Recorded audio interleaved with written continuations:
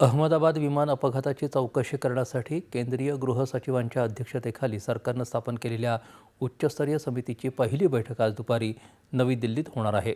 उच्चस्तरीय समितीच्या सदस्यांमध्ये नागरी विमान वाहतूक मंत्रालयाचे सचिव, गृह मंत्रालयाचे वरिष्ठ अधिकारी, गुजरातच्या गृह विभागाचे आणि राज्य आपत्ती प्रतिसाद प्राधिकरणाचे अधिकारी, अहमदाबादचे पोलीस आयुक्त, भारतीय हवाई दलातील तपासणी आणि सुरक्षा महासंचालक आणि नागरी विमान वाहतूक सुरक्षा ब्युरोचे महासंचालक यांचा समावेश आहे.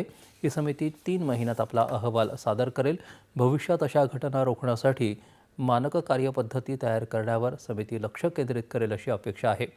या अपघाताच्या तांत्रिक कारणांचा शोध घेण्यासाठी AAIB म्हणजेच विमान अपघात तपास ब्युरोकडूनही एक वेगळी चौकशी केली जाते.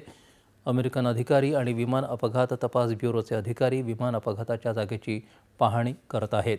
इंग्लंडमधील तज्ज्ञांचं पथक देखील घटनास्थळी दाखल झालं आहे. यानंतरच्या बातम्या काही क्षणातच.